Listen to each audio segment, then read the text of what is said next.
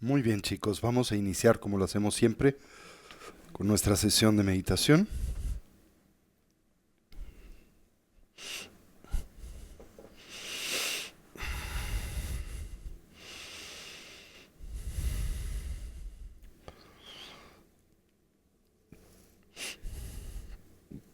Para la misma nos ponemos derechitos con nuestra espalda erguida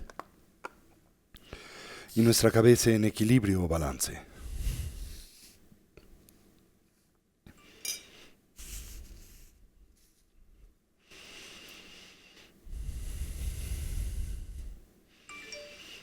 Coloquemos a nuestra atención o recolección sobre el flujo natural de la respiración.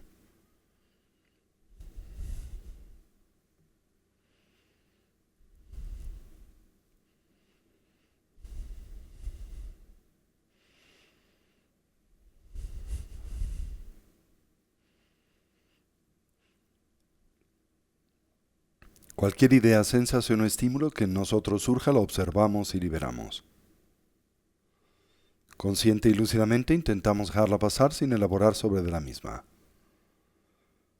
Con una actitud de suavidad y naturalidad volvemos la atención o recolección sobre el flujo natural de la respiración.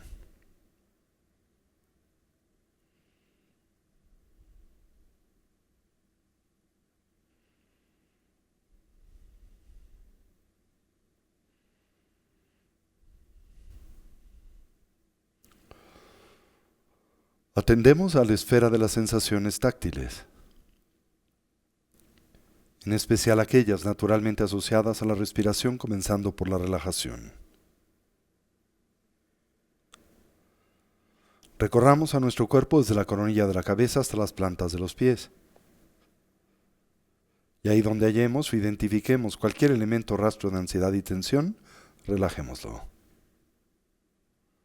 Si se nos facilita y como un medio hábil a inhalar, imaginemos en nosotros penetra luz y claridad. Concibamos cómo la misma se vierte sobre de esos puntos de tensión y ansiedad. Al hacerlo, los ilumina, distiende y relaja. Y al exhalar imaginamos esa tensión nos abandona, como vapor de agua que espontánea y naturalmente se diluye o desvanece en el vacío.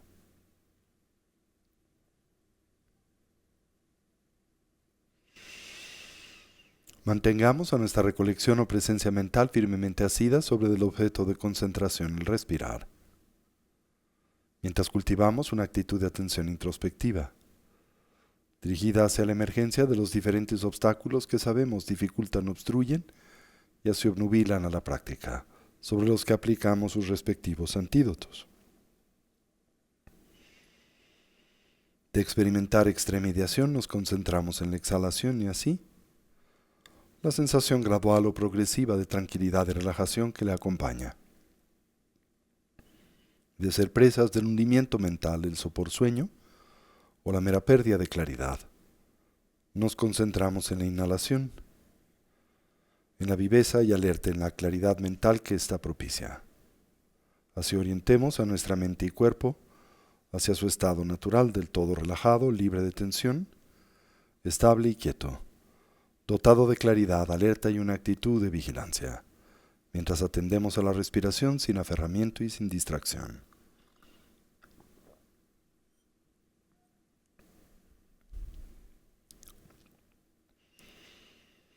Establezcamos una transición entre la agitación o el cansancio de la tarde y el estado mental de atención y concentración naturalmente necesario para el cultivo de las tres sabidurías. La del escuchar, que nos conduce a la transformación conceptual. La del análisis y la investigación, que nos permite fortalecer a la experiencia. Y la de la meditación, que nos conduce a su integración. Con esta instrucción presente en silencio y por unos minutos, dediquémonos al desarrollo y cultivo de esta dimensión de la práctica.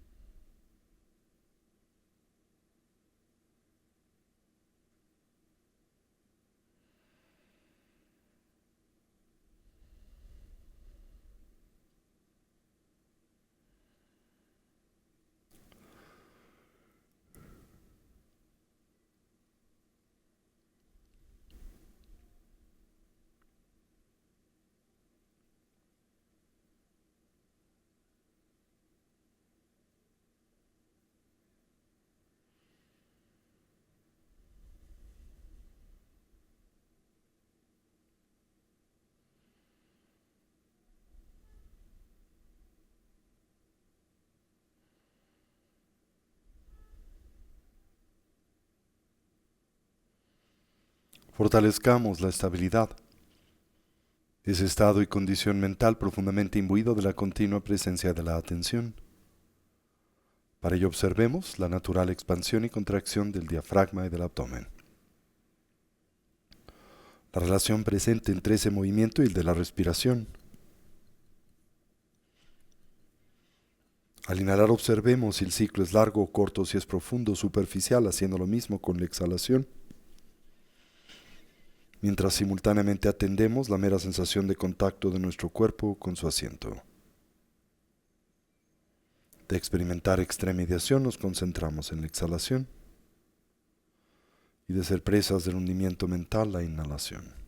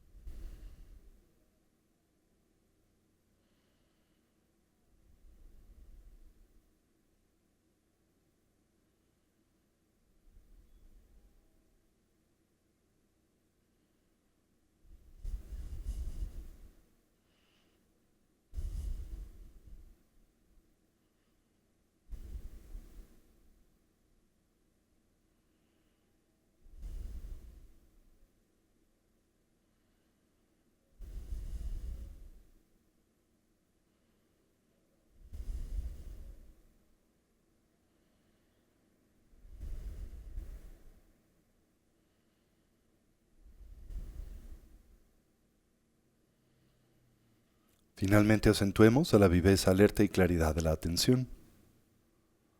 Para ello observemos el ingreso y salida del aliento por la punta de las narices o el labio superior. La natural sensación de contraste en la temperatura del aliento al entrar y escapar por las fosas nasales. Y si se nos facilita como un medio hábil, la presencia de una pequeña esfera luminosa o ticle en el medio del entrecejo en la que suavemente focalizamos la atención. De experimentar extremidación nos concentramos en la exhalación y de ser presas del hundimiento mental la inhalación.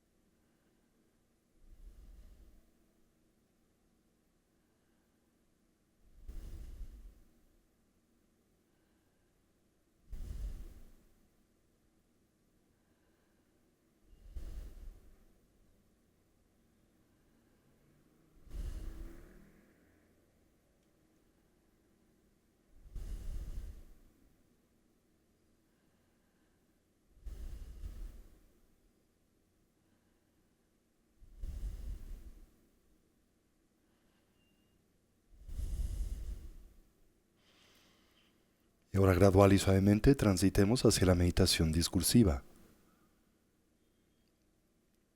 Reconozcamos en la misma un natural complemento a la práctica de la estabilidad. Y así evoquemos a los 4 pensamientos que orientan y motivan a nuestra mente hacia el despertar. Comencemos por lo preciado de la vida humana. Reconozcamos su rareza, su condición de ocio y oportunidad, sus 8 libertades y 10 riquezas.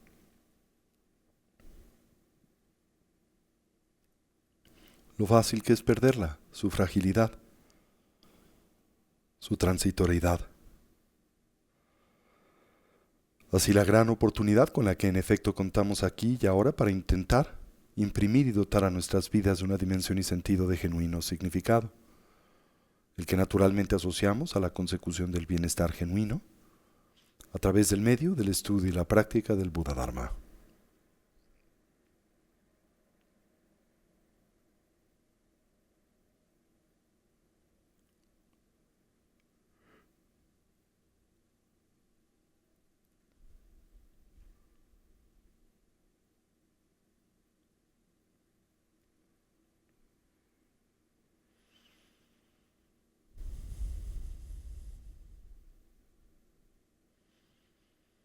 Atendamos a la muerte y la impermanencia.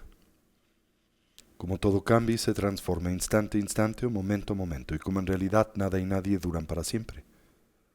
En especial señalemos a nuestra propia condición mortal, y como la única variable del todo certera y segura en la vida es la de nuestra propia mortandad, que en realidad desconocemos el cómo y el cuándo es que este evento acontezca. Podría ser hoy. Con base en ello intentemos pensar o reflexionar en torno a lo que debiese de ser genuinamente importante, prioritario, significativo en nuestras vidas. Aquello que pueda brindar o aportarnos bienestar, paz y felicidad duradera. Contrastemos a la misma con la de su impostor, el mero placer hedónico, el sensorialmente condicionado, por naturaleza, temporal y relativo. Así, por lo que concierne a nuestra meta ulterior, finalmente inconsecuente. Lo que nos pueda preparar para la muerte siempre cercana, inminente e inesperada, el adiestramiento mental, y lo que podamos llevar con nosotros durante la compleja y difícil transición, la del morir. Tan solo la eterna continuidad de la conciencia y con ella, sus impresiones, hábitos y tendencias. Determinémonos a cultivar y fortalecer los positivos y virtuosos, a identificar, a debilitar, inhibir y eventualmente trascender los negativos, los no virtuosos.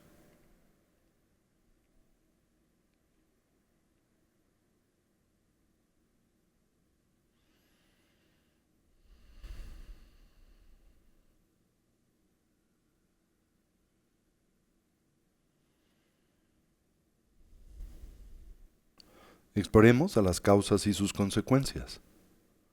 Como nuestro presente es el natural resultado de nuestra actividad pasada. Como nuestro futuro será el efecto de la suma de nuestra actividad pasada y presente. Como todo lo que hacemos, pensamos y decimos se torna así en significativo, haciéndonos del todo responsables de nuestra propia vida y vidas, en especial de la experiencia que de estas derivamos, siempre personal, íntima y subjetiva.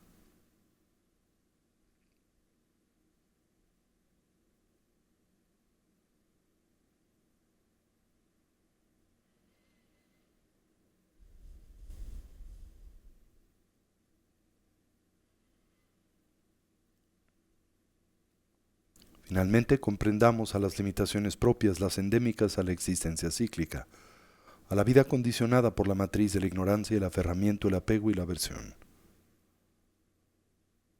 Como en esta todos los seres sufren, como experimentan y transitan por un sinnúmero de dificultades, conflictos y problemas, de la misma manera que nosotros. Podemos empatizar con estos, conocemos la experiencia del sufrir y naturalmente desearíamos ser capaces de ayudarles. Mas reconocemos nuestras limitaciones presentes para hacer y lograr esto, y es con ello en mente que volteamos nuestra atención en la dirección del refugio y que nos determinamos a establecer una orientación auténticamente positiva y segura en la vida, la que simbolizamos a través de la triple joya. Así, tomamos refugio en el Buda. Lo hacemos, no tan solo como un hombre o persona, sino como alguien que representa la naturaleza abierta y clara de la mente, así como sus potenciales evolutivos. Tomamos refugio en el Dharma, como un compromiso para integrar y poner en práctica las instrucciones de vida, desarrollo y cultivo que el Buda nos dio o aportó. Tomamos refugio en la Sangha, la comunidad compuesta primariamente por aquellos genuinamente avanzados en el sendero, los despiertos, los Budas, los liberados, los arhats, los héroes o bodhisattvas.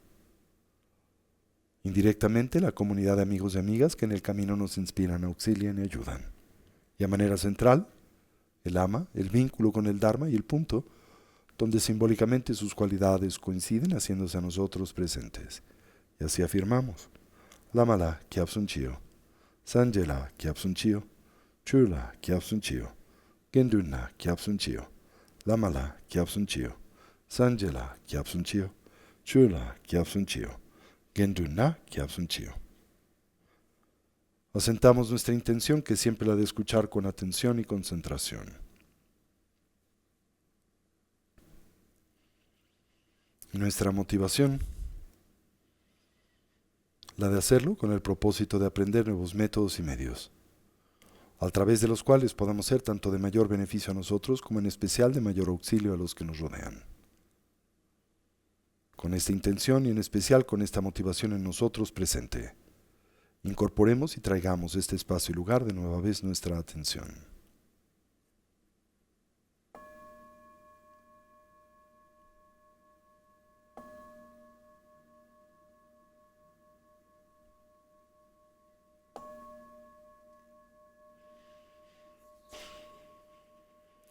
Muy bien, ahora invirtiendo un poquito el orden, antes de iniciar con nuestra sesión, llevemos a cabo la yoga de las 9 respiraciones.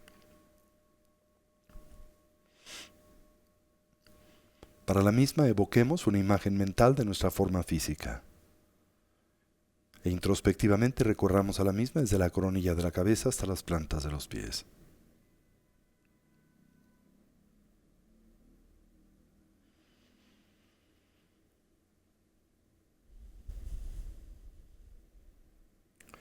Imaginemos cómo ésta se transforma en una silueta luminosa y translúcida ausente de sustancialidad, con la forma y postura de los 7 puntos comúnmente asociada al Buda Vairochana. En nuestro medio surge el eje primario del sistema de energía sutil constituido por el canal central, el Avaduti, así como por los 2 canales adyacentes, el masculino, Rasana, y el femenino, Lalana. Al primero le concebimos como una espiga luminosa de color azul profundo, no más gruesa que el dedo meñique de la mano. Recordamos parte de la coronilla de la cabeza, ese punto localizado 8 dedos por detrás de la línea original del cabello, donde se abre y extiende como la punta de un mosquetón o como un embudo.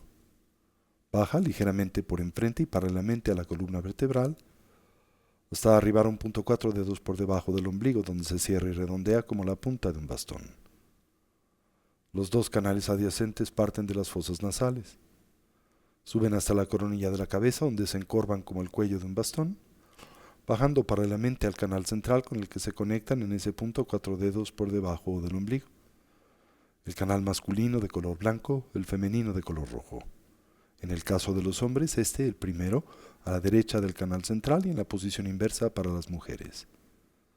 Con ello en mente, ejecutamos la yoga de las 9 respiraciones, acompañándole de la respiración conocida como la del ánfora o de la vasija. El trabajo con los diferentes tipos de prana o de vayu, inhalando su forma o expresión pura y exhalando aquella contaminada. Al inhalar intentamos saturar la totalidad de nuestra capacidad pulmonar. Retenemos la respiración volteando la atención sobre de sí misma. Intentamos descansar en el reconocimiento del estado y condición mental emergente, más profunda, menos discursiva, más focalizada, inclusive quizá libre de elaboración. Subsecuentemente exhalamos con fuerza liberando 30% del oxígeno, del prana, presente en la parte superior del cono pulmonar, asociándole a los vientos kármicos. Una vez más pausamos, volteamos la atención sobre de sí misma Exhalamos con fuerza y repetimos el proceso 3 veces. Culminamos con la práctica de la gran vasija o el Bumpachen, en la que inhalamos simultáneamente por ambas fosas nasales. Una vez más, saturamos nuestra capacidad pulmonar. Respiración del ánfora o de la vasija. Giramos el estómago 7 veces en el sentido de las manecillas del reloj y 7 veces en el sentido contrario, mezclando a los vientos kármicos con el de la sabiduría en el medio del canal central y auspiciando la emergencia de un estado y condición mental más profunda, menos discursiva, superior. Exhalamos con fuerza. Pausamos, volteamos la atención sobre de sí misma y repetimos el proceso 3 veces. Con esa instrucción, conjuntamente ejecutemos la yoga de las 9 respiraciones.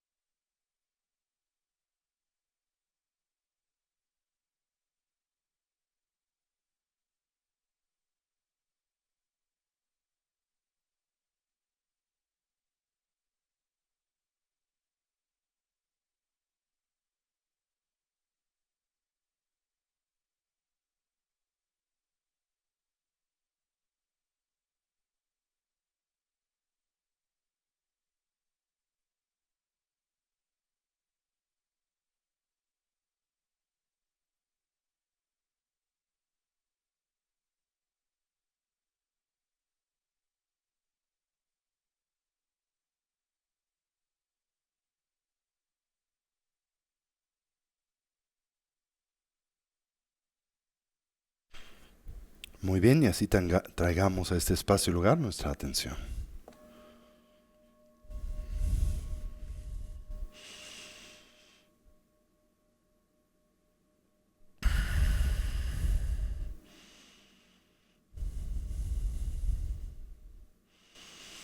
Muy bien.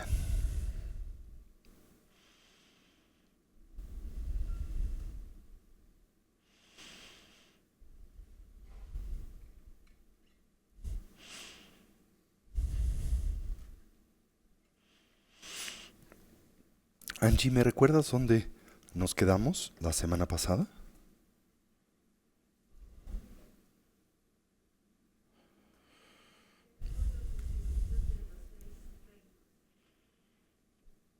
¿Vamos a hablar de el primero de los mismos? ¿Sabes? ¿O estaba por hablar acerca de los 6 agregados? No recuerdo. Ok, perfecto.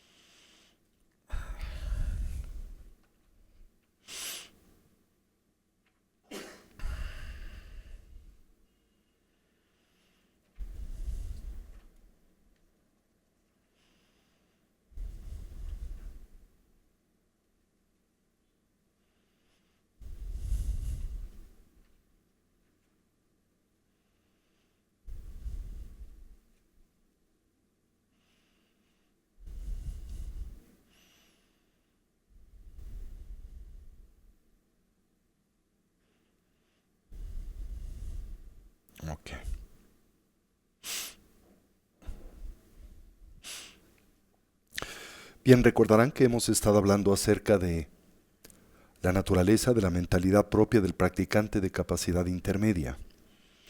En el contexto de la gradual presentación de las etapas del camino al despertar, simultáneamente en el que es propio de la tradición tanto del adiestramiento mental como la de Nalanda, y dentro del marco más amplio de referencia de la tradición Mahayana, a la que naturalmente pertenece el budismo tibetano, concebimos que el sendero puede cultivarse de diferentes maneras o al mismo podemos arribar, animados por diferentes niveles y al mismo tiempo dimensiones y grados de madurez motivacional y por tanto también espiritual en general.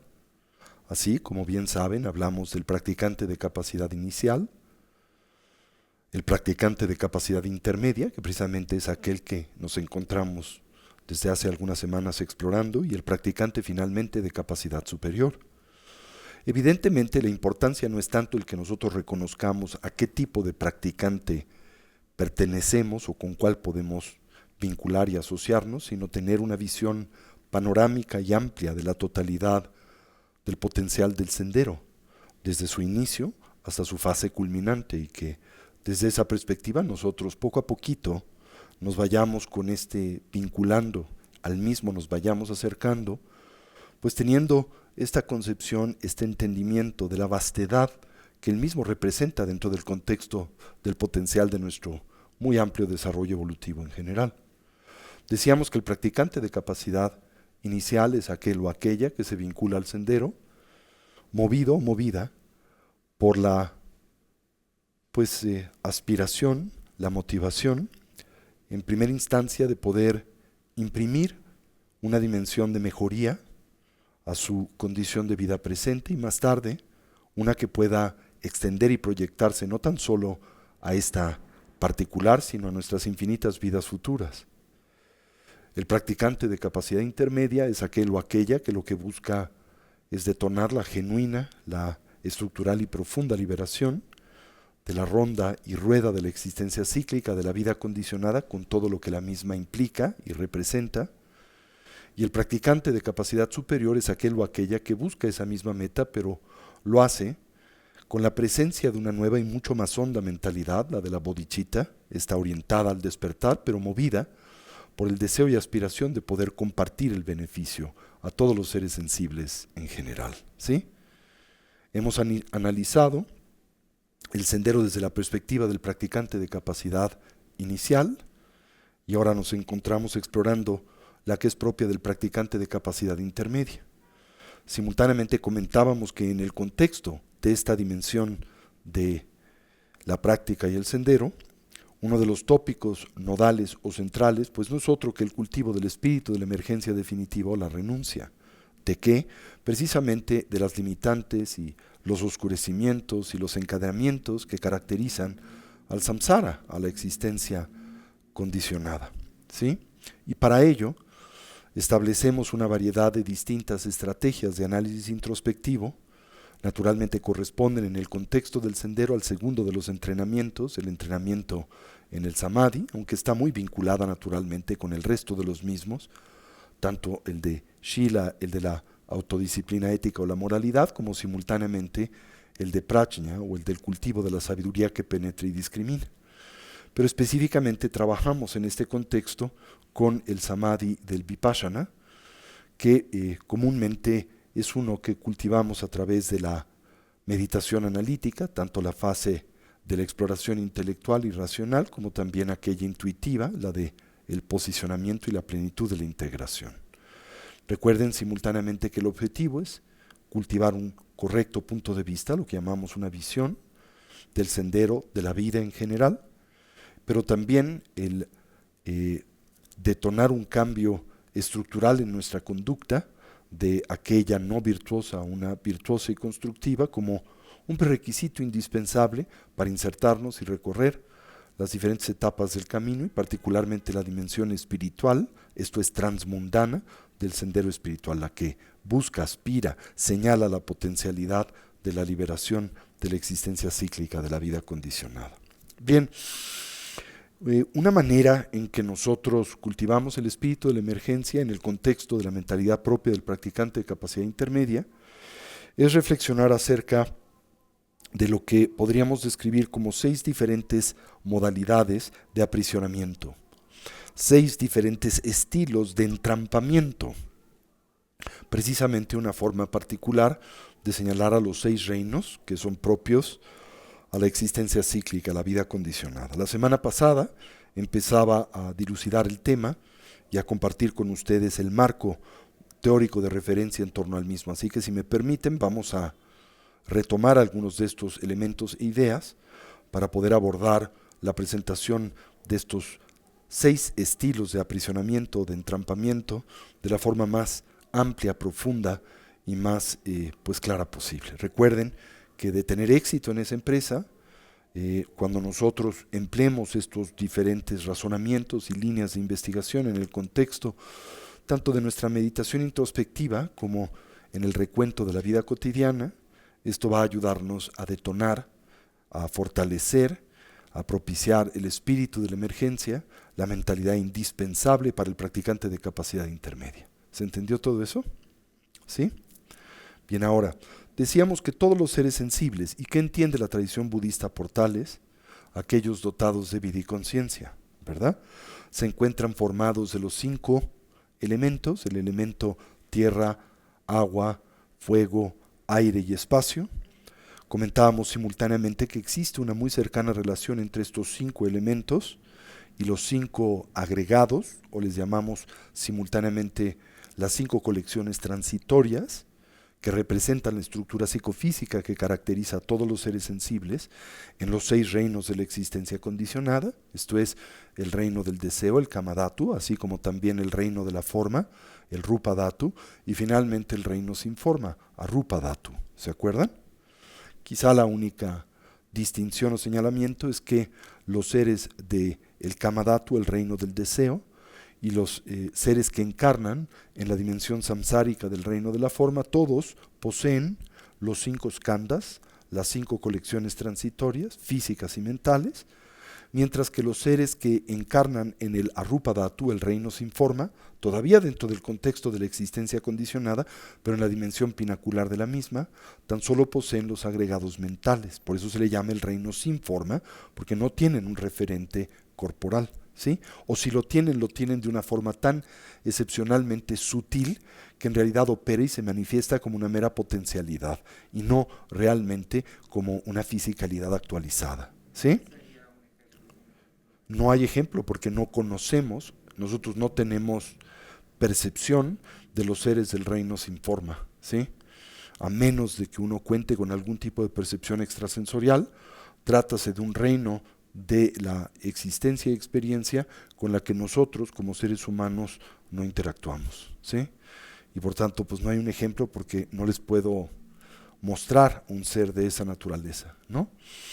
Nosotros tenemos vínculo naturalmente con el reino humano, lo tenemos con el reino animal que podemos percibir a través de nuestras bases sensoriales físicas y mentales, podemos en circunstancias especiales interactuar con el reino de los fantasmas o espíritus hambrientos, también en circunstancias excepcionales con el reino de los seres paranoides, a veces, ¿verdad?, con el reino de los devas, pero los devas del reino de la forma y los devas del reino sin forma, pues existen en una dimensión tan distinta y mucho más sutil que la nuestra, por lo que es pues más complejo percibir y por tanto poderlos describir, ¿sí? Pero bueno, de todas maneras, al tocar cada uno de los reinos, estaré ahondando sobre el tópico, ¿sí? La semana pasada hablabas de que había... Espera, déjame, ¿puedes pasarle el micrófono, por favor, para que lo oigan las personas que nos acompañan en el Zoom? Gracias. Perdón, ahorita te pasan el micrófono.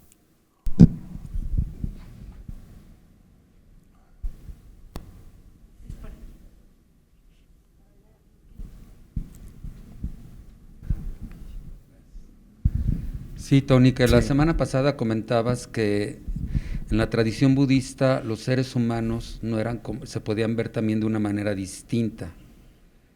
No, lo que comentaba es que Bueno, el humano. la tradicional presentación de los 6 reinos, Ajá. los 6 diferentes tipos de entrampamiento o aprisionamiento, puede compartirse de 2 diferentes maneras, y estaré hablando de ello con precisión en el transcurso de esa presentación. Por un lado, podemos concebir a estos reinos como entornos dotados de realidad ontológica, ¿sí? Eso quiere decir dimensiones de la vida y la experiencia tan, entre comillas, reales como lo es el entorno humano, ¿sí? O también, alternativa y metafóricamente podrías decir, entornos de existencia, dimensiones de expresión vital tan irreales como el humano, ¿sí? Pero que también y simultáneamente a estos reinos se les puede concebir, ¿verdad?, desde una perspectiva más psicológica que ontológica, en el sentido de que trátase de condiciones de experiencia y de percepción o de cognición por la que nosotros, inclusive en el contexto de un solo día, deambulamos. Esto es, cuando nuestra mente, por ejemplo, está dominada por la ira, el odio, el enojo, pues todo a nuestro alrededor parece hostil e infernal, ¿verdad? Cuando nuestra percepción está del todo dominada por el extremo apego, pues compartimos, digamos, la cognición que del entorno tiene un ser fantasmal, y así subsecuentemente, ¿no? Comentaba simultáneamente que la condición humana es especial porque en la misma se manifiesta un relativo equilibrio entre el placer y el dolor, un prerequisito muy importante para poder detonar la renuncia del espíritu y la emergencia.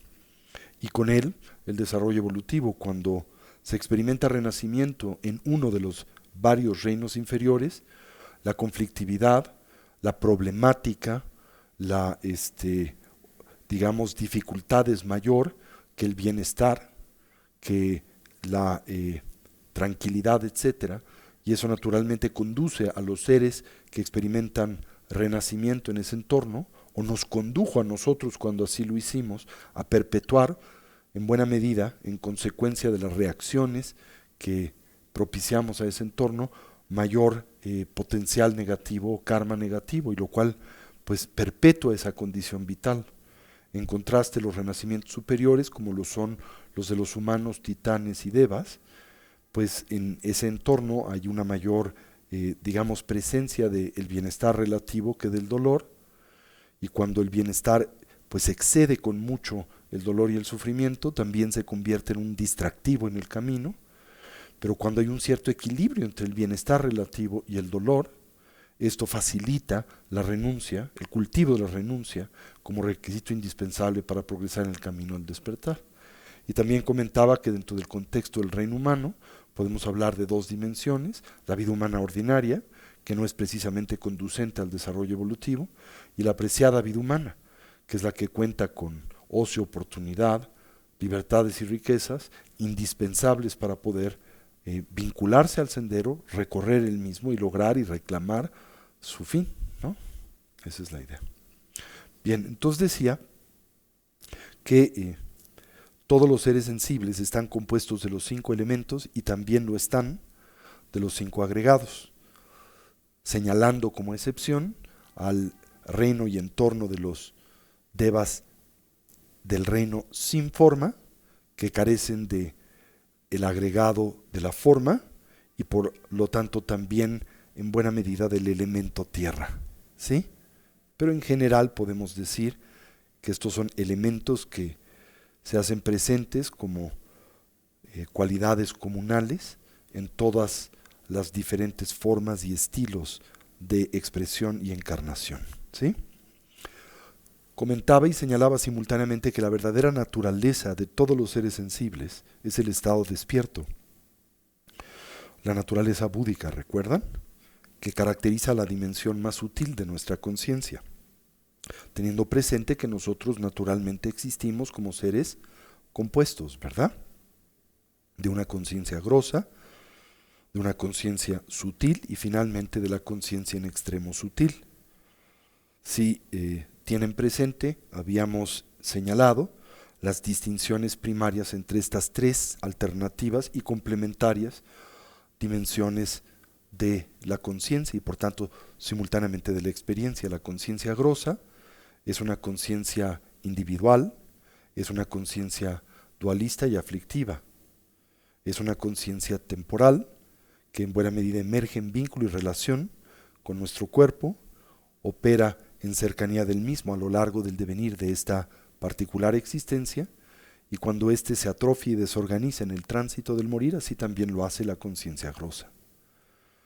También nosotros contamos y somos una dimensión sutil de la conciencia que en buena medida está compuesta por lo que llamamos el bhavanga o el alaya vijñano, la conciencia receptáculo o bodega, donde se resguardan pues las impresiones y tendencias del karma, nuestros condicionamientos, si ustedes gustan, de vida en vida. Trátase de una conciencia que sigue siendo aflictiva y dualista, como lo es naturalmente la conciencia grosa, pero de la misma se diferencia por un factor importante. Mientras que la conciencia grosa es individual, la conciencia sutil es transpersonal, ¿sí? Mientras que la conciencia grosa es personal, esto emerge en relación, vínculo y cercanía al cuerpo y su circunstancia, y por lo tanto adquiere la personalidad que a estos se proyecta e imputa a lo largo de esa vida y condición. Pero cuando arribamos al tránsito del morir y cuando evidentemente el cuerpo se desorganiza y nos distanciamos de esta particular circunstancia vital, la personalidad que en relación a estos emerge también se diluye y desvanece. No continúa de una vida a otra. Claro, lo que sí continúa es lo que se resguarda en la conciencia sustrato, que son nuestros más poderosos y sutiles condicionamientos, tanto los positivos como los negativos, todos en buena medida dualistas, y esto perpetúa pues la condición samsárica en buena medida, dependiendo del karma naturalmente preponderante y acumulado, la dimensión del samsara en la que experimentemos renacimiento, pero el samsara al fin, ¿se acuerdan? Y decía que lo que distingue a la conciencia sutil de la conciencia grosa es que la conciencia grosa es personal, mientras que la conciencia sutil es transpersonal. ¿Y por qué es transpersonal? Porque precede a la conformación y gestación de este cuerpo y vida, y subsiste después de la desorganización de la misma en el tránsito del morir. ¿Sí? Si le prestas el micrófono, Angie, aquí, por favor.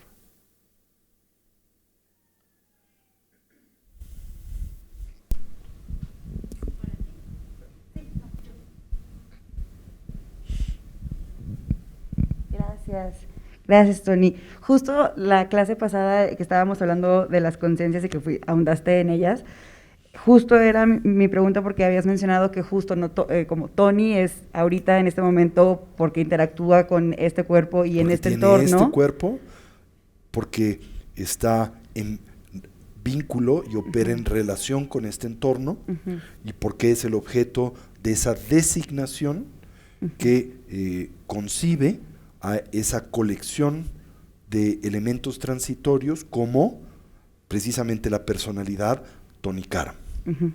Y entonces, al morir y al experimentar el renacimiento, ahí entra la conciencia sutil. O sea, ahorita es conciencia grosa, ¿haz de cuenta? En el momento en que nosotros experimentamos el tránsito del morir, la conciencia grosa, que es la conciencia conceptual dualista, cesa, ¿verdad? Temporalmente cesa, se desorganiza, se atrofia, ¿verdad?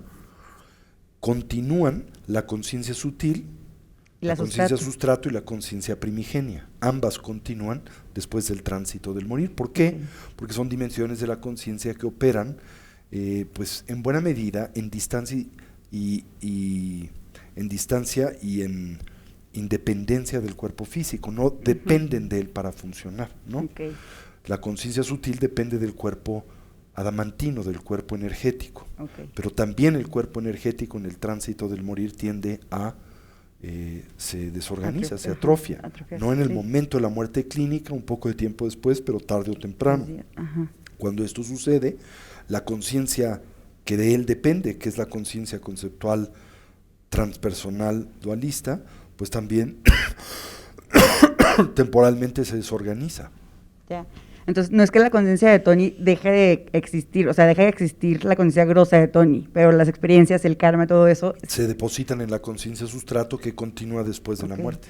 Y No, vas. Y aun cuando la conciencia sustrato se inhibe temporalmente durante el tránsito del morir, cuando el individuo experimenta renacimiento de nueva vez en el estado intermedio, en el bardo kármico del devenir y después en una existencia más definitiva, esa conciencia, que es la conciencia conceptual dualista, vuelve en una persona que no logra la liberación, que no ha trascendido el samsara, vuelve a consolidarse de nueva vez y de ella de nuevo vuelve a consolidarse una conciencia grosa vinculada al nuevo cuerpo y circunstancia vital, ¿sí? Okay.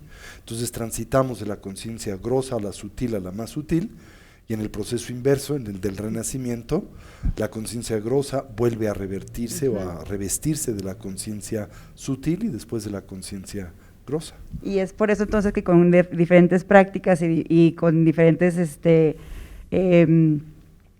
ejercicios meditativos hay personas que pueden llegar a tener esos como entradas a la conciencia grosa de vidas pasadas, pues. No,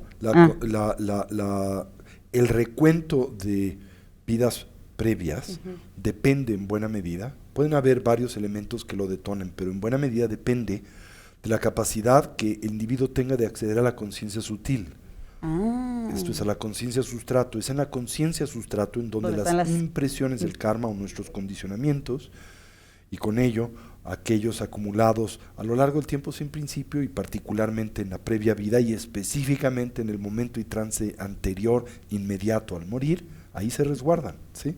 Entonces cuando uno tiene la capacidad de acceder a esa dimensión de la conciencia, y para acceder a la misma en esencia lo que se requiere es el cultivo de la estabilidad de la atención, el shamatha culmina en el acceso a la conciencia sustrato, ahí podríamos automáticamente abrir de alguna manera ese archivo, si gustas, es una metáfora el decir archivo, el archivo de esas memorias, y con ello analizar las experiencias acontecidas y transitadas a lo largo de ese tiempo y derivar de esta iniciativa destilar el entendimiento que nos conduzca al despertar y la iluminación. Por ejemplo, el entendimiento del karma, el entendimiento de la condición recurrente del dolor y generar la renuncia, ¿no? ¿Sí? Gracias. Bueno, ahora, decíamos que la verdadera naturaleza de los seres sensibles en general es la naturaleza búdica, que simultáneamente concebimos como sinónimo de la conciencia en extremo sutil, a la que denominamos, a la que señalamos de diversas maneras, como la luz clara esencial de la mente, como la conciencia natural, ¿verdad?, como la naturaleza búdica, como la mente primigenia, todos sinónimos de esa en extremo primigenia dimensión de la conciencia que existe, libre de los condicionamientos, de la dualidad y de la aflictividad en general. Es más, la conciencia primigenia en consecuencia podemos afirmar existe más allá del tiempo y el espacio, porque simultáneamente el tiempo y el espacio tan solo cobran sentido dentro del contexto también de ¿qué? Del condicionamiento dualista. Cuando dicho condicionamiento en el individuo cesa, se supera o trasciende, pues inclusive la noción que tenemos de la linealidad del tiempo y el espacio, pues cesa con él, ¿sí? Esa dimensión en extremo sutil de la conciencia mora entonces más allá de lo que ordinariamente entendemos por tiempo y espacio, ¿sí? Y eso pues hace difícil el poder señalarla, porque lo que sea que nosotros prediquemos de la misma, pues no corresponde a ella, porque todo lo que de ella podamos predicar es algo que nosotros enunciamos a través de el marco de referencia dualista. Y dado el hecho de que esa dimensión de la conciencia existe mucho más allá del mismo, todo lo que podamos predicar a través de la precisamente estructura de la dualidad, finalmente no corresponde a aquello que deseamos indicar. ¿Sí? Okay, y una última, porque si no, no podemos continuar. Sí. Ay, perdón, gracias. Y entonces, justamente hablando de la conciencia primigenia, que no es dualista, cuando decimos que todos tenemos esta naturaleza búdica, no es igual a decir que todos nacemos buenos. O como esta idea que se tiene filosófica de que el ser humano nace bueno y la sociedad lo corrompe, pues, o sea, porque va más allá de tiempo y espacio, pues. Bueno, O estoy fijando en mi- son varias preguntas. No corresponde esta noción de que los seres humanos nacemos como buenos primero. ¿Por Ajá. qué? Porque lo que renace en nosotros, en buena medida, es ya la dimensión activa de la conciencia sutil y grosa. Ujú. Eso quiere decir que la personalidad que nosotros encarnamos en el momento del parto, y de hecho inclusive en el proceso gestativo, es producto, por un lado, pero también está condicionada por el karma acumulado en vidas previas. Eso quiere decir que en el momento mismo en que nosotros encarnamos y más tarde cuando nacemos, no lo hacemos como tábulas rasas, sino lo hacemos ya, ¿verdad?, con el fortalecimiento de las estructuras de la conciencia sutil y grosa, y por lo tanto la personalidad dualista. ¿Hasta aquí me sigues? Sí. Desde esa óptica podemos decir que si bien todos tenemos en nuestra naturaleza fundacional, ¿verdad?, la matriz del despertar, Ajá. o la naturaleza búdica, eso no quiere decir que esa dimensión esté por nosotros actualizada y que hayásemos ya depurado, ¿verdad?, los condicionamientos y oscurecimientos que inhiben su libre manifestación. Entonces, depende del lenguaje. Si dices la naturaleza esencial del individuo es bondadosa y positiva, sí, eso es cierto. Pero no es lo mismo que decir que todos nacemos buenos, porque ya nacemos con una conciencia condicionada por la dualidad y por tanto la aflictividad.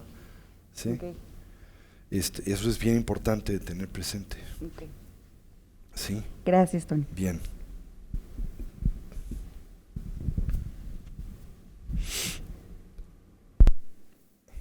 Decía entonces que desde la perspectiva de la tradición budista,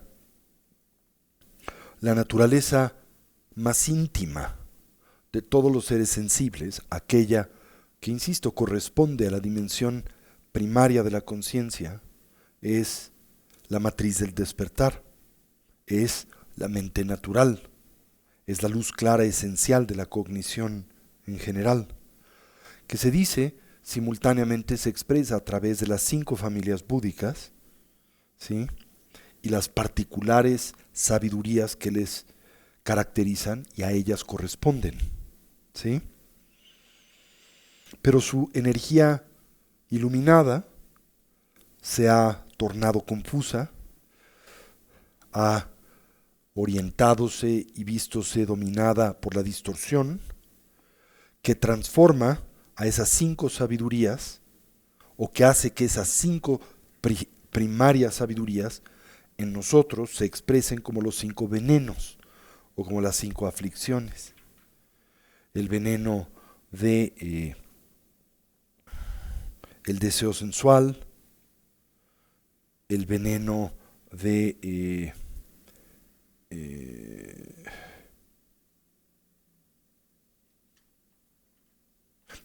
el veneno de la ignorancia, el veneno del aferramiento, el veneno del apego, la aversión, el veneno de los celos y el veneno del orgullo. ¿Ok? Ahora, esto es bien interesante porque lo que aquí la tradición budista plantea y señala es que la naturaleza esencial de la conciencia es inseparable de las 5 sabidurías búdicas.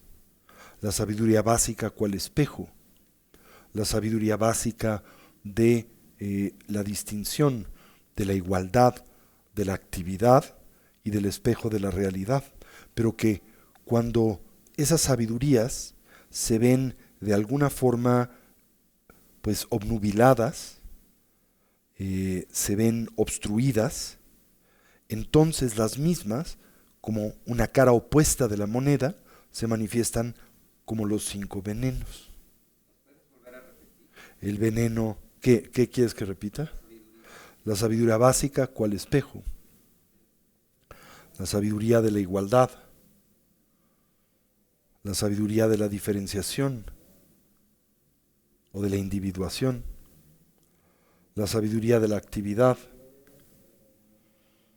y la sabiduría de la realidad, ¿sí?, que representan las funciones primarias a través de las cuales nosotros nos vinculamos al mundo de la experiencia, ya sea de una forma prístina, clara y sin oscurecimientos, o la forma en que lo hacemos comúnmente, ya desde una perspectiva aflictiva y dualista. El punto es que esas 5 sabidurías son los 5 venenos, y esos 5 venenos son las 5 sabidurías. Todo depende cómo se implementen, ¿sí?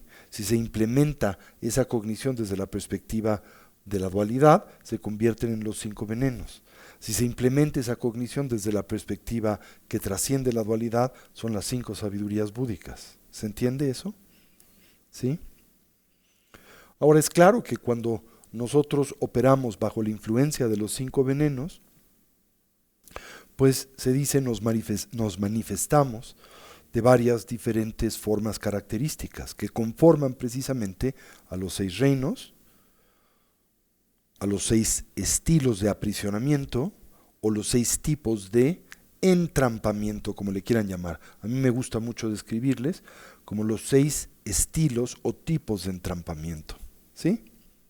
Y los 6 reinos, recordarán, se ilustran en esta famosa representación, el Bhavanakrama, la rueda de la vida. Les platiqué la semana pasada un poquito la historia de la misma, cómo el rey Bimbisara le obsequia esta representación elaborada a través de la propia instrucción y guía del Buda histórico de Siddhartha Gautama a el rey Udrayana, ¿se acuerdan? De Rauruka, un reino aledaño o un reino vecino al reino de Magadha. Recordarán la cercanía del rey Bimbisara al Buda histórico, recordarán cómo éste recibe pues un obsequio maravilloso, una túnica incrustada con joyas preciosas, y movido por el deseo de retribuir este maravilloso obsequio, que trasciende lo imaginable, le solicita al propio Buda, su maestro, consejo de qué puede obsequiarle a este rey. ¿Se acuerdan? Y Siddhartha Gautama, movido por la sabiduría no dual, por lo que se llama el ojo divino, extiende su atención a este rey y se da cuenta que en él están presentes impresiones y tendencias que al interactuar con el obsequio que pretende enviarle, podrán activarse y con ello él podrá entrar a la corriente del desarrollo evolutivo. ¿Se acuerdan? ¿Y qué es lo que le envía? Una representación de su cuerpo y la famosa Bhavanakrama o la rueda de la vida, que representa las estructuras, los procesos que tanto nos atan y nos esclavizan al samsara, como aquellos que nos pueden liberar del mismo. En el centro de la rueda de la vida, el triple veneno, la ignorancia, el apego y la aversión. En la subsecuente esfera, los renacimientos afortunados y desafortunados, dependiendo de la elaboración de la actividad contaminada o el karma. En la siguiente esfera, los 6 reinos de la existencia condicionada, los 3 inferiores y los 3 superiores. En la siguiente esfera, la cadena de los 2 eslabones del surgimiento dependiente, que describe la mecánica mental a través de la cual nosotros edificamos el samsara, la ignorancia que produce karma, que se resguarda en la conciencia potencial, que después florece en la conciencia de expresión, encarna en un reino, confórmase nuestra dimensión física y mental, con ella maduran nuestras 6 bases sensoriales. Cuando éstas maduran pueden establecer un vínculo y contacto con sus respectivos objetos. Cuando se establece ese vínculo y contacto se genera una sensación positiva, negativa o neutra. Cuando se genera esta sensación y se percibe de forma equivocada, la sensación se traduce en deseo, ¿verdad?, para lo agradable, y deseo para evadir lo desagradable. Y cuando ese deseo se exacerba, se convierte en aferramiento. El aferramiento nos impulsa a la nueva existencia samsárica, y cuando renacemos, empezamos a experimentar el envejecimiento, la enfermedad y la muerte, y así un círculo vicioso, ¿verdad? La rueda entera está inmovilizada por las garras de llama, el señor de los muertos, que también representa la ignorancia, y por afuera de la rueda de la vida, o el Bhavanakrama, se representa al Buda, fuera de la influencia de esta, señalando hacia la luna, que representa el camino que conduce al despertar y la iluminación. Esa es la famosa rueda de la vida o el Bhavanakrama. ¿sí?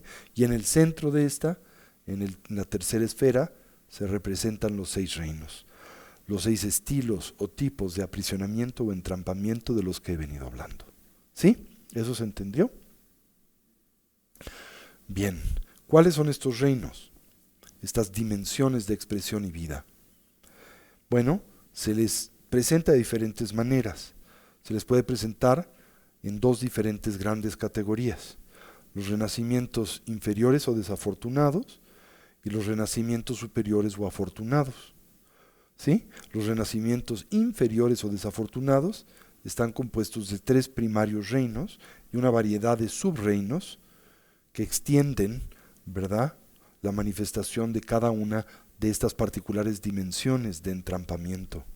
El reino de los espíritus hambrientos o de los seres paranoides, el reino de los seres fantasmales o de los espíritus hambrientos o pretas, el reino de los animales, el reino, después los reinos superiores, el reino de los seres humanos, el reino de los titanes o seres o dioses en contienda, y finalmente el reino de los devas o de los seres fulgurantes. También se les puede subdividir en 3: los reinos inferiores, el intermedio y el superior. Los reinos inferiores serían los de los seres paranoides y los de los espíritus hambrientos, los intermedios son los animales y humanos, y los superiores serían los de los ashuras, titanes, o los devas o seres fulgurantes. ¿Se entendió eso? ¿Sí? Bien. Bueno. Ahora, en los reinos inferiores, el efecto del karma negativo es muy poderoso, de tal manera que en ese entorno se manifiestan condiciones que detonan y propician gran sufrimiento en aquel o aquella que por esa dimensión de la vida y la experiencia deambula y transita.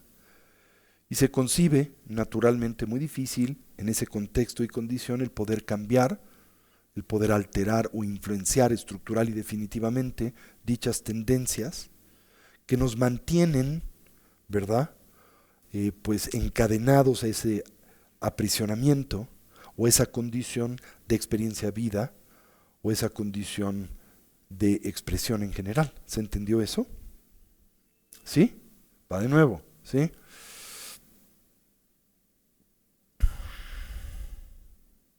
En los reinos inferiores, el reino de los seres paranoides, las narakas, como se les llama en sánscrito, literalmente los demonios, el reino de los fantasmas o espíritus hambrientos, pretas, y el reino de los animales. Estos comprenden los 3 reinos inferiores. Se les llama también desafortunados. ¿Por qué?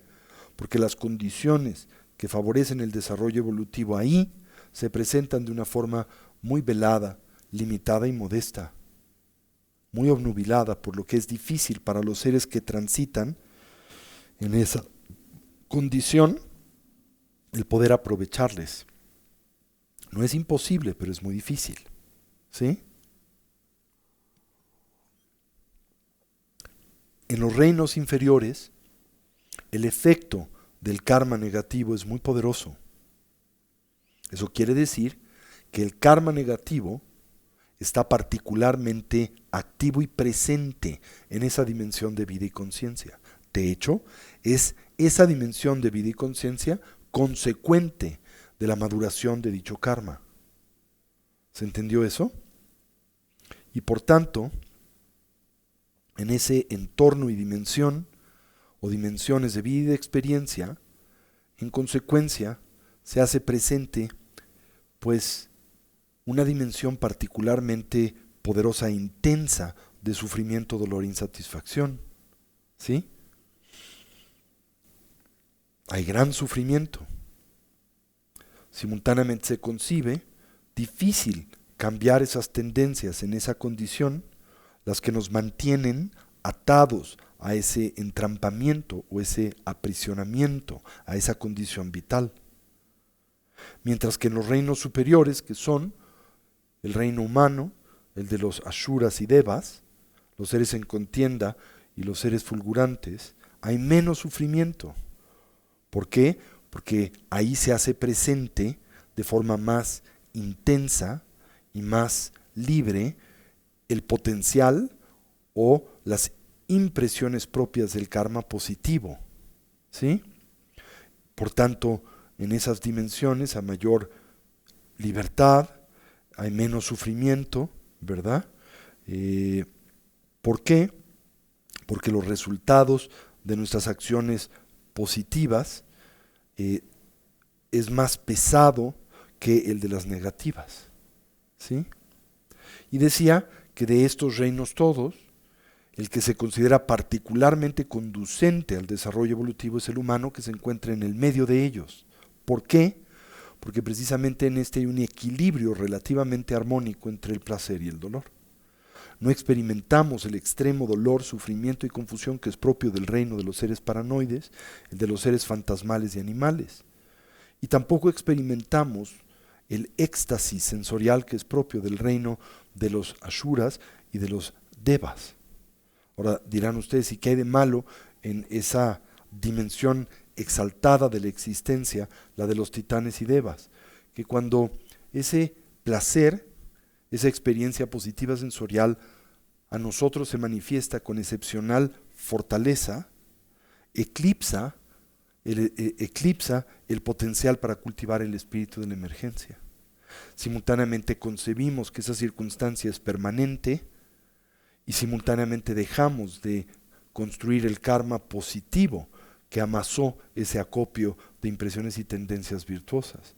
Y cuando lo exhaustamos sin producir más, entonces perdemos esa dimensión de vida, morimos en ella y renacemos comúnmente en un reino inferior. ¿Se entendió eso? Ahora, los 6 reinos, como se ilustran en la rueda de la vida, decía, representan también estilos de percepción, ¿sí? Modalidades de cognición. El reino de los seres paranoides, la ira, el enojo y la aversión. El reino de los seres fantasmales, el apego. El reino de los animales, la falta de discriminación.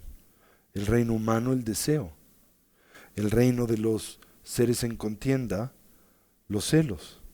Y el reino de los devas, el orgullo. ¿Sí?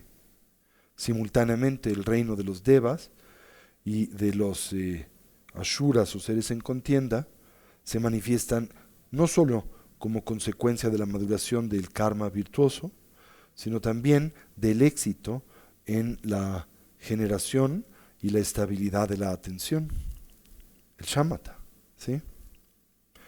Bien, ahora, ¿a dónde es que estos 6 reinos existen? En un sentido externo, se refieren, comentaba, a todas las diferentes posibilidades de vida sensible, de vida sintiente, que subrayaba podemos dividir en estos 6 diferentes entornos y plataformas de expresión y vida. ¿Sí?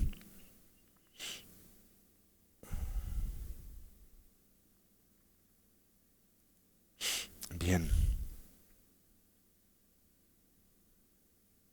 Entonces, como podrán imaginar, esta visión del universo es una inimaginablemente vasta, tanto en términos de espacio como de temporalidad, y contiene de hecho muchos diferentes niveles, muchas distintas dimensiones de interpenetración y de interactividad las unas con las otras. Formas de vida que son, por ejemplo, imperceptibles para nuestros sentidos o bases sensoriales, en realidad pueden coexistir conjuntamente con nosotros, simultáneamente y a manera literal, ocupando el mismo espacio, pero simplemente en un orden o nivel distinto o alterno de vibración. Así que esos reinos están aquí, justo donde nosotros estamos, pero en un nivel más sutil de vibración, por lo que no podemos percibirles. ¿Se entiende esa idea? Claro, si nosotros sutilizamos nuestra propia vibración, automáticamente podríamos acceder a esa dimensión de expresión y percibirla directamente. ¿Sí? Pero mientras esto no suceda, es difícil. Bien, nuestros sentidos, nuestras percepciones, nuestra conciencia, si lo piensan, determina el tipo de mundo en el que nosotros vivimos. Por ejemplo, en nuestro caso como seres humanos, no sé, es claro, es evidente que nosotros tan solo podemos experimentar el universo tal y como aparece de forma muy específica a los seres humanos, ¿sí? Por ejemplo, ustedes no pueden oír más allá de cierto rango del espectro auditivo, ¿verdad? Ustedes no pueden ver más allá de un particular rango del espectro visual. Ahora, hay muchos otros entornos y dimensiones que están presentes y manifiestan en estas otras dimensiones, pero nosotros no las podemos ver porque nuestra percepción está limitada por nuestras bases sensoriales, ¿sí? Por ejemplo, los animales tienen mucho en común con nosotros físicamente, pero aún ellos, si lo piensan, perciben un entorno, un medio ambiente, pues bastante distinto al que nosotros percibimos, ¿sí? ¿Eso les queda claro o no? ¿Sí? Mientras que, evidentemente, los seres que pertenecen y moran en otros reinos de la existencia condicionada difieren tanto de nosotros que generalmente hablando, pues precisamente no los podemos ver y ellos comúnmente a nosotros tampoco nos pueden ver. Ahora, hay circunstancias excepcionales en donde esto puede manifestarse, pero en general nosotros no tenemos percepción directa de, por ejemplo, los titanes y devas o de los fantasmas y de los demonios, tan solo percibimos a los humanos y a los animales. ¿Sí? Y cuando digo animales, algunos, porque hay otros que tampoco los podemos percibir, ¿no? Por su tamaño, por ejemplo, o por su condición en general. ¿Se entiende eso?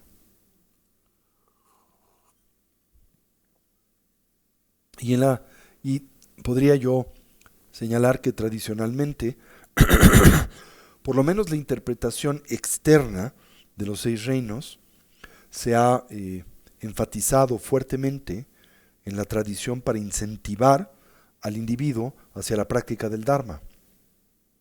Y en una cultura en donde pues la convicción, la creencia en el renacimiento es natural, esto es una ordinaria, se acepta, la contemplación de estos diversos ciclos, pues ausentes de un principio y fin definitivos de expresión de la vida, de la encarnación, ¿verdad? Es particularmente eficaz para detonar esa renuncia, ese espíritu de emergencia en general. Pero para la mayoría de nosotros, que no hemos sido educados en un entorno influenciado por una cosmovisión multivital, pues esto es un poquito más difícil, ¿no?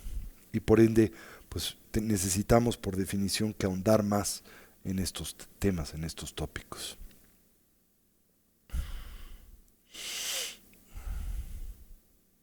Ahora, si bien muchos occidentales, inclusive budistas occidentales, tienen dificultades con el concepto del renacimiento en los 6 reinos, los 6 alternativos tipos de aprisionamiento, o inclusive simplemente manifiestan escepticismo o rechazo a la concepción más amplia y genérica del renacimiento, ¿sí? Nadie puede de alguna forma probar lo que existe más allá de la muerte. Y sin embargo, ¿sí? Habiendo dicho esto, nosotros tenemos siempre la capacidad y potencial de investigar nuestra propia mente, aquí, ahora. Y a través de ese medio nosotros podemos develar y podemos descubrir todo lo que estos diferentes mundos poseen y manifiestan, pero dentro de nuestro fuero interno, ¿sí? Nosotros podemos encontrar, ¿sí? Lo que, por ejemplo, la vida como un ser humano realmente significa en este momento. Y eso puede conducirnos a inferir o entender lo que implican otras formas de vida y de experiencia. Y cuando nosotros observamos directamente a la mente a través de la meditación, podemos ver claramente cómo cada pensamiento en el espacio de la conciencia surge, cómo mora, juega y se manifiesta en dicho espacio y eventualmente como en él mismo espontánea y naturalmente se diluye y desaparece, ¿no es cierto? Podemos también, a través del medio de la meditación y el autoanálisis, observar directamente cómo es que opera pues el principio de la causa y el efecto, la ley del karma o de la retribución moral de las acciones, cómo los estados mentales se suceden uno a otro, ¿no? De la misma manera que lo harán de una vida a otra, y cómo nuestro sentido ordinario, imaginario de permanencia, pues en realidad es uno falso ante la realidad de la impermanencia, del constante cambio y transformación que caracteriza a la totalidad de la realidad.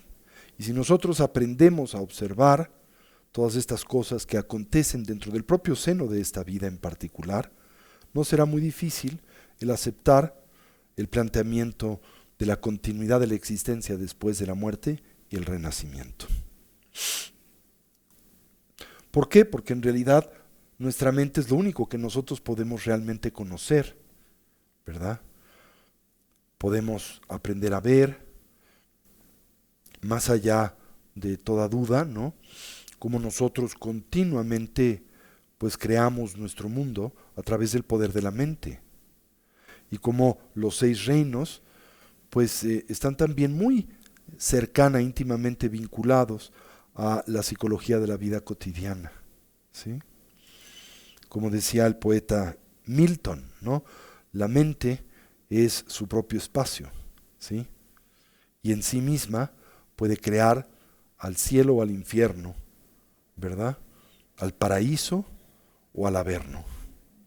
Y eso es cierto, ¿o no? ¿Sí lo entienden? Mi maestro Trungpa Rinpoche solía hablar acerca de estos 6 distintos tipos de entrampamiento, los 6 reinos, especialmente una audiencia occidental, exaltando su dimensión mental, su dimensión psicológica. Y precisamente señalaba y enfatizaba la importancia de entenderlos desde esta perspectiva, para a través de ese medio potencializar las oportunidades con las que nos topamos en esta vida para nuestro desarrollo evolutivo. Precisamente Trungpa Rinpoche acuña esta idea que les decía, a mí en lo personal me gusta mucho. Al hablar acerca de los 6 reinos les describía como los 6 alternativos tipos de entrampamiento, ¿sí?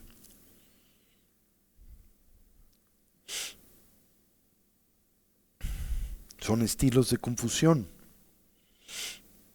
estilos de locura, de la ausencia de la sanidad mental y emocional, y representan también en buena medida mundos de fantasía, ¿sí? Desde la perspectiva de la tradición budista, todos son o representan alternativas estrategias para mantener el ego, el juego del ego, ante la presencia, ¿verdad?, de la posibilidad del despertar y la iluminación. Surgen de los diferentes venenos, la ignorancia, el apego y la aversión. Y cuando nosotros permitimos que una de estas muy poderosas emociones pues se fortalezca en nuestro fuero interno, de hecho, cuando permitimos que tome control de nuestras vidas, nos encontraremos a nosotros mismos en cercana asociación con ese particular reino de existencia que corresponde a esa mentalidad o a esa emotividad, ¿sí? ¿Se entiende eso o no? Por ejemplo, cuando te permites ser del todo secuestrado por la ira y el enojo, pues tu entorno automáticamente se convierte en un infierno, ¿sí? Bien.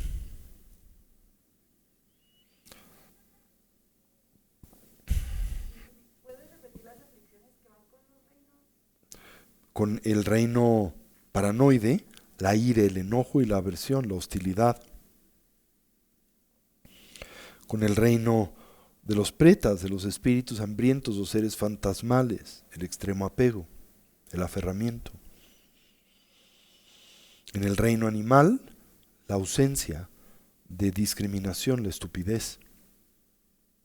En el reino humano, el deseo. En el reino de los titanes, seres en contienda, semidioses, los celos, la competitividad y la envidia. Y en el reino de los devas, sus seres fulgurantes, el orgullo. En añadidura decía, cada uno de estos reinos florece y se manifiesta en dependencia de un particular acopio de karma, ¿no? Los reinos inferiores, en buena medida, de la preponderancia del karma negativo por encima del positivo, y los reinos superiores, en buena medida, con la preponderancia del karma positivo en contraste al negativo. Y particularmente los reinos superiores, los de Ashuras y Devas, los de los seres en contienda o dioses celosos, titanes o semidioses, y el de los devas o seres fulgurantes, también emerge en dependencia del desarrollo de ciertos estados de absorción meditativa particularmente refinados. ¿Sí? ¿Se entendió eso? Bueno. A ver, pero que te pasen el micrófono.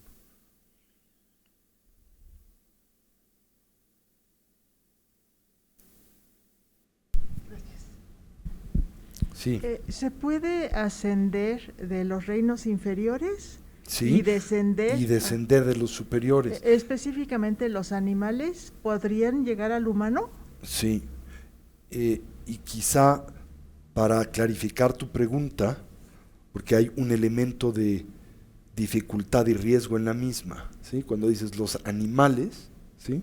Ten muy presente que los animales no tienen identidad intrínseca.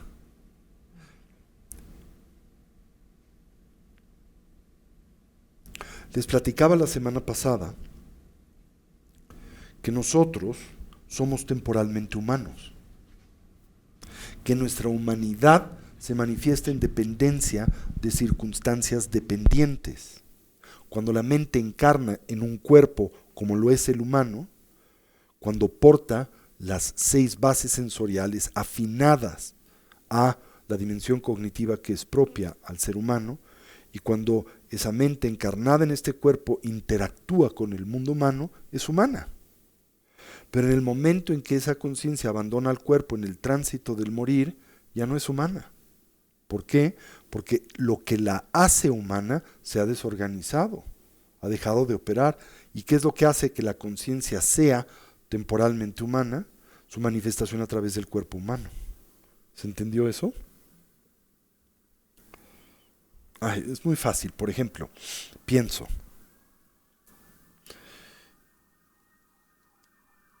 Imaginen, ¿sí?, que una mujer se pone un traje de baile de flamenco.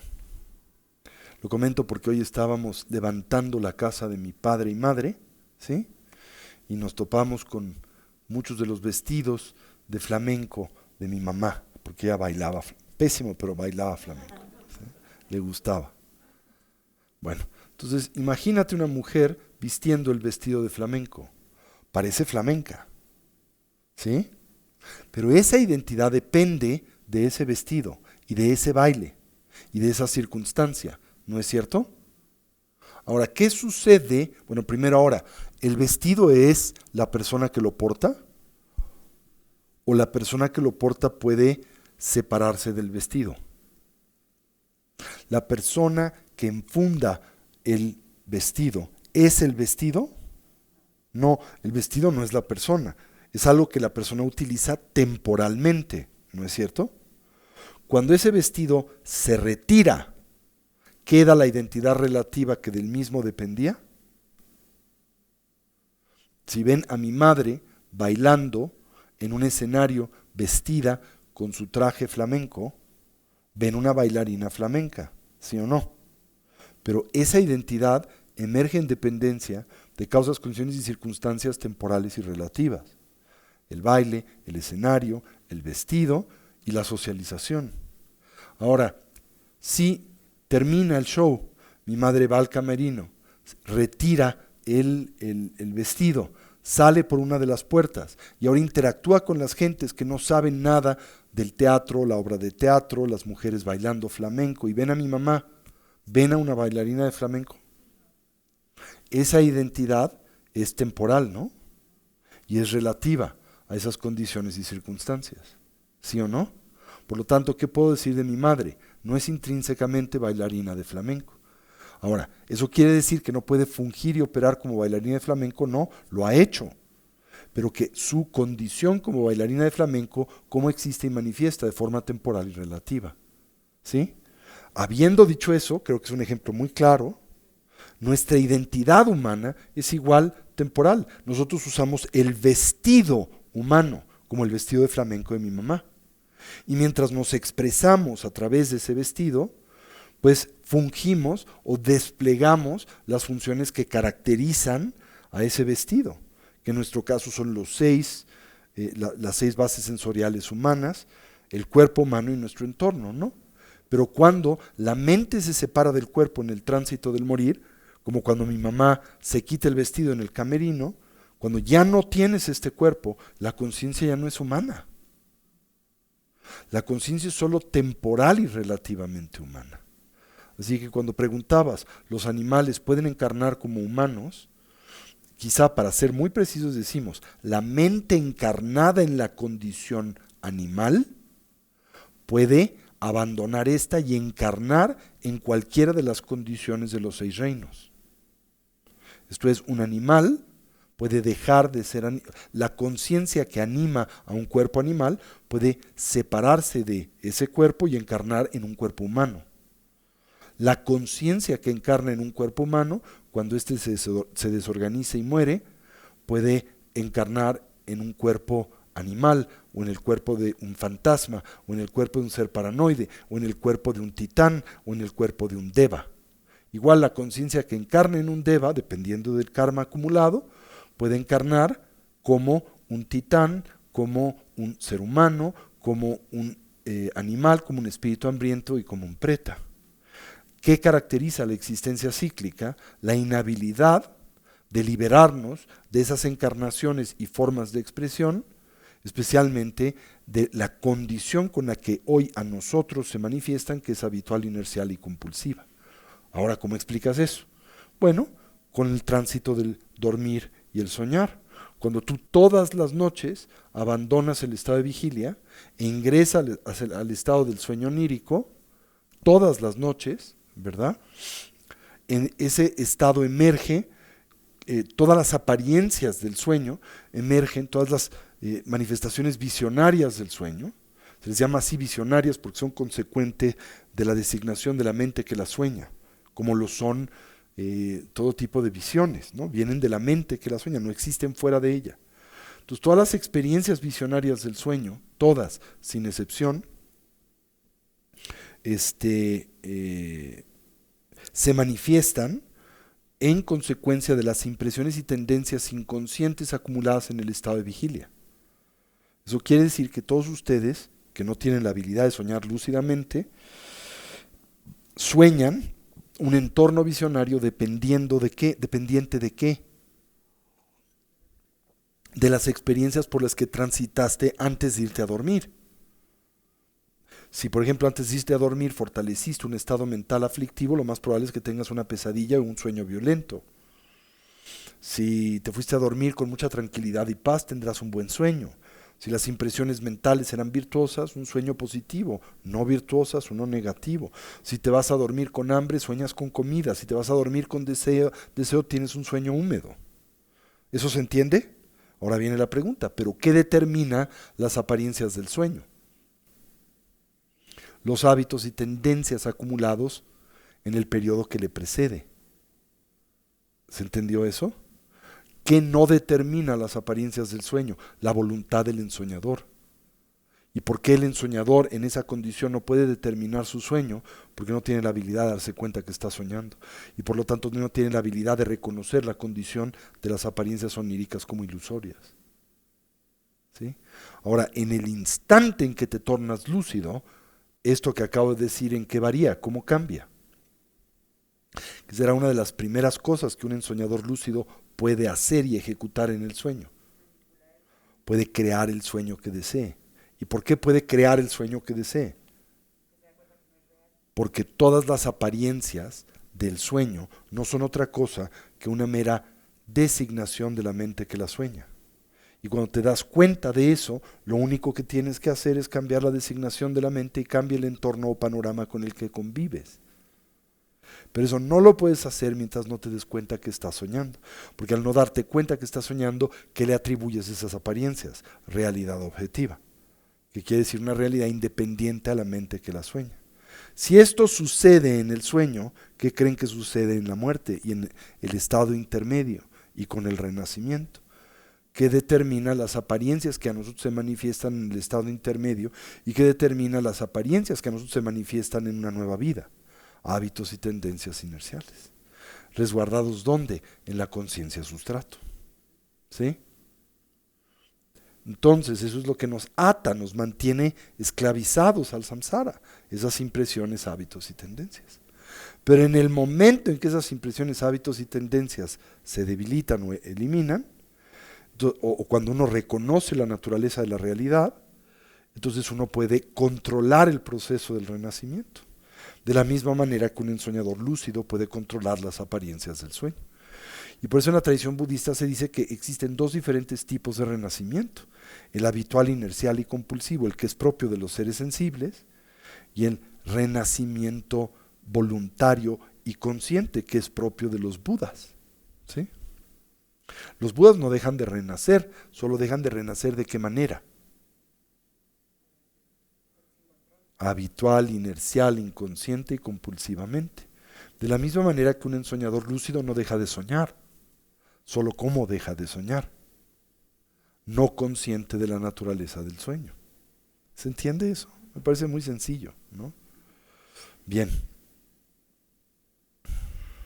Decía que cuando nosotros nos vemos total y completamente dominados o nos hemos sumergido en un estado emocional determinado, pues la totalidad de nuestro mundo se ve coloreado por este. ¿Eso tiene sentido para ustedes, sí o no? ¿Sí? ¿Por qué? Porque nosotros tendemos a ver a nuestro medio ambiente y a otros individuos y personas en el mismo a través de la luz del estado emocional por el que transitamos. Por eso cuando estás enojado, ¿cómo ves y percibes a los que te rodean? Paranoidemente, ¿verdad? O cuando estás enamorado, ¿cómo ves el mundo? Hasta se dice de broma, todo parece rosa, porque tu experiencia del entorno se ve entintada del estado mental que te domina. De hecho, no puede separarse la percepción que del mundo tienes del estado mental por el que transitas. De hecho, esto es lo mismo que decir que ese mundo que percibes es el que determina el estado mental por el que transitas. ¿Sí? ¿Sí? Y esto hace que para nosotros sea imposible el distinguir, ¿verdad?, entre lo que a nosotros aparece de ese filtro condicionante emocional con el que lo decodificamos. Pensamos que son uno y el mismo. ¿Se entendió eso o no? Piensas que ese mundo que a ti aparece existe independiente al estado mental con el que lo percibes, que lo determina en buena medida, ¿no? Cuando estamos felices o contentos, por ejemplo, encontramos que nuestra felicidad afecta a todas las personas que nos rodean y que las personas desean responder a nosotros de esa manera, ¿no es cierto? Se sienten más felices ellos mismos cuando están cerca de nosotros y nosotros nos vemos capaces de gozar pues de nuestro entorno, del clima, aun cuando esté nublado o gris, y lo vemos como maravilloso y bello porque estamos contentos. Al revés, cuando no estamos contentos, aún el día más hermoso se ve horrible y todas las personas a nuestro alrededor parecen ser negativas y nos parecen molestar y parece que nos lastiman, y al mismo tiempo, ¿qué pasa con los demás? Pues no quieren estar cerca de nosotros porque no se siente bien estar cerca de nosotros. ¿Se entiende eso? ¿Sí? Y así cuando nos vemos consumidos por la ira, el enojo, la aversión, todo se entinta de esa percepción aflictiva. No podemos derivar placer de nuestro medio ambiente.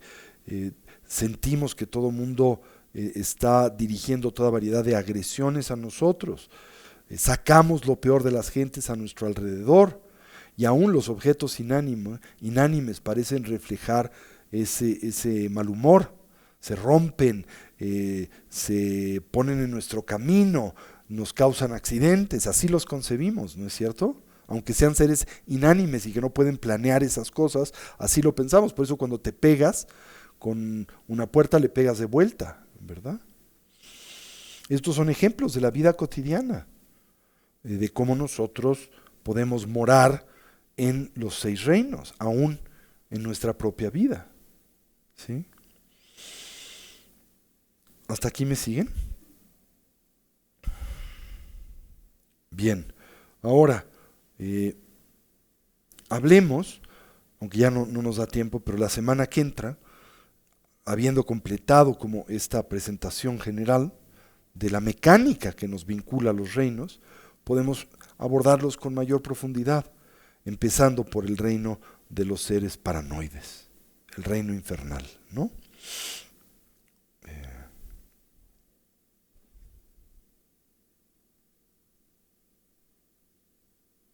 Sí, con esto creo que por ahora es suficiente. No quiero empezar con el tema del reino infernal porque no me da tiempo de terminarlo y quisiera que lo escucharan todo de sopetón en una sola sesión. ¿Ok? Bueno, ¿hasta aquí vamos? Bien. Terminemos dedicando el mérito y como siempre deseemos que cualquier potencial positivo que a través de este medio se haya desarrollado y cultivado, que sirva y sea de beneficio a todos los seres. Que podamos todos actualizar nuestros potenciales y así transitar, trascender nuestras limitaciones. Que una mentalidad altruista pueda nacer donde no ha nacido y se incremente donde ya existe. Que todos los seres puedan ser felices y dejar de sufrir. Y que pronto todos podamos actualizar la condición de la conciencia omnisciente y compasiva de un Buda. No solo en nuestro propio especial beneficio, sino en particular en el de aquel de los que nos rodean. ¿Así es? Así es. Así es. Que va de ñoto dala masande jujune duwa te chamado pade sala gupasho chanchop sencho rinpoche ma ke pana checho chige banyampa me payan kung ne kung du pawasho oma benzi guru pama sede. Muy bien, les recuerdo rápidamente que tenemos en puerta el curso intermedio Liberación en la Palma de la Mano, nuestro curso de Introducción a la Meditación, el sábado 26 y domingo 27 de marzo, para los que le interese. Y voy a estar impartiendo en el mes de abril, el primer retiro del año, en torno a la práctica del Buda de la larga vida, Amitayus. Esto va a ser el sábado 26, no, está mal esto. 2 y 3 de abril, me lo pusieron para variar mal. 2 y 3 de abril, ¿ok? Bueno, pues muchísimas gracias. Continuamos con este tópico la semana que entra.